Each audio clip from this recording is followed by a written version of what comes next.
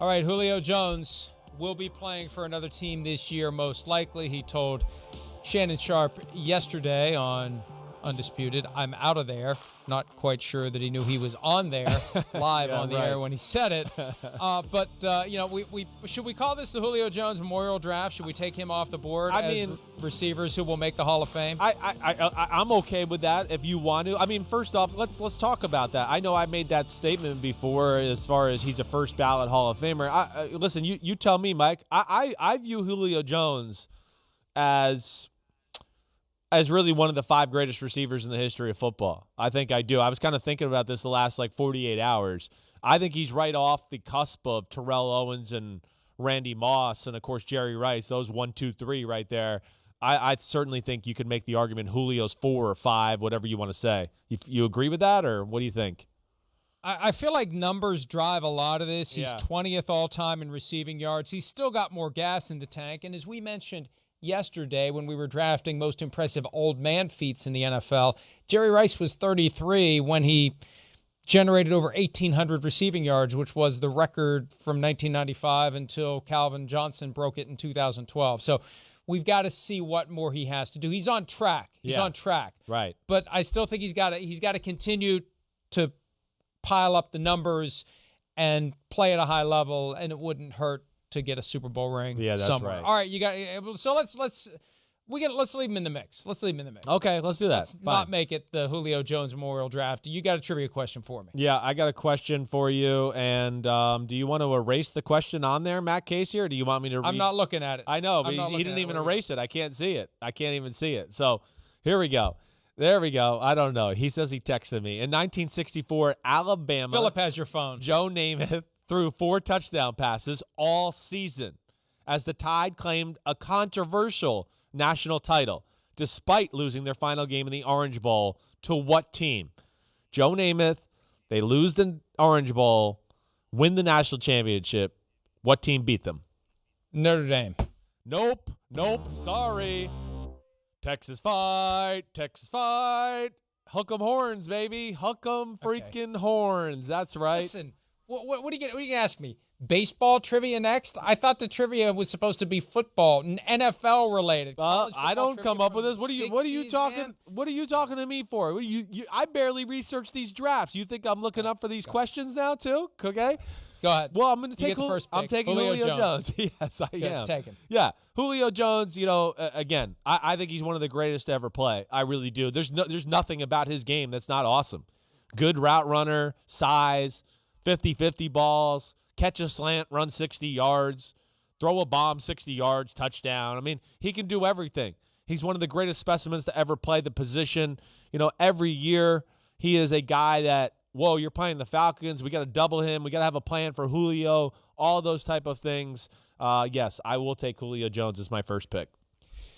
I will go with a guy who still has plenty more work to do, but he's done plenty of work in his 7 NFL seasons, and he has something Julio Jones doesn't, which is a Super Bowl ring, although I don't think they've gotten them yet. Mike Evans, first guy to have 7 straight 1,000-yard seasons to begin his career. That was a record setter. He's quiet. He's understated.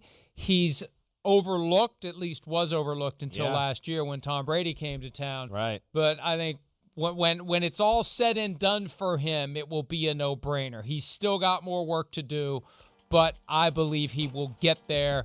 He's already had as good of a start as anyone, just from a standpoint of consistency, great performance, being that guy that you want to double cover, and he still gets his numbers. Mike Evans, my pick. Yeah, I like that, Mike. I mean, I didn't, I don't think he gets put into that category quite enough, really.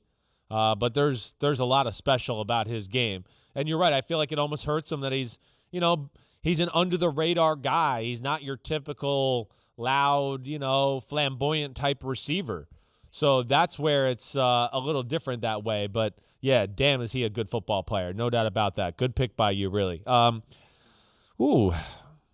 right, well, I'm going to go Antonio Brown. Antonio Brown's my next pick. I mean, he's the wide receiver of the 10s or the teens or whatever the hell decade we just came from. What the hell you call that? The 10s? I don't even know. But either way, he was the wide receiver of the decade. I don't know. Yeah, I agree. You know, you're right. Okay. I mean, either way, yeah, he was that guy. Fantasy leader every week. But come on, Antonio Brown, Pittsburgh Steelers, just like we talked about with a little bit like Julio Jones, maybe not the size, but the route running special, the ability to make people miss in space, can beat you deep, can catch it short, still do those things. So Antonio Brown's as good a receiver as I've seen, that's for sure. Here's the question, though. Yeah. Does he get dinged for the issues he created post-Pittsburgh? Yep. Because they're very, very clear that off-field issues are not a factor. They're not really off-field issues when they directly affect on-field performance, whether it's the frozen feet from 2 years ago, the stupid helmet thing, getting cut by the Raiders, just creating distractions and issues. And it was the overlap. When the off-field stuff keeps you from playing, when you miss all of 2019 except for one game because you have this thing looming that the NFL may put you on paid leave for and you're not able to play, that affects your performance. It affects your production. And I don't know. It's one of the reasons why they make everyone wait 5 years for the good and the bad to subside so people can get a full look at the guy. But, we said, I think before the Super Bowl, we did a draft of the guys whose Hall of Fame cases would most be boosted by a win, and I think Antonio Brown was one of my picks. So there's a lot that remains unwritten with him as it relates to how the voters react to where his career went after 2018. I'm going to go Tyreek Hill. Tyreek Hill. Wow. If he's the greatest deep threat of all time, so they say. They tell me he's the greatest deep threat of all time. Randy Moss may object to that, but he's on track to become a Hall of Famer the way he's played his first 5 NFL seasons. I'm mad. He's only been in for 5 years. I know. I'm mad. I was hoping you'd forget him. I thought you were going to take somebody else, really. But, yeah, I agree with you. I don't care. It doesn't matter. I mean, it's on Hall of Fame trajectory. It's not going to be maybe all about catches and yards. It's going to be about the pressure. It's going to be about the touchdowns. That's his worth. What's the statistic that the guy gets the ball in his hands and scores 18 touchdowns every year? What does that mean to your team? That's where he's amazing. Now I'm stuck. I really didn't think you were going to take him there, and I was so too bad. I'm on like Larry Fitz hasn't officially retired.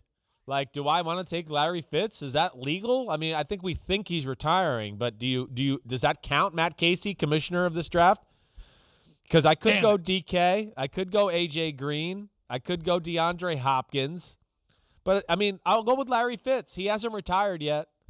Is that okay? Am I good with that? Yeah, I was going to do it if you didn't, so yeah, it's hard for me to say that you can't. Okay, good. That makes me feel better. I'm definitely taking him then. Screw your pick. All right, good. Yes, I'm taking Larry Fitz. Great catch. He's awesome. So there you go. Go ahead. Who's yours? Does Julian Edelman count?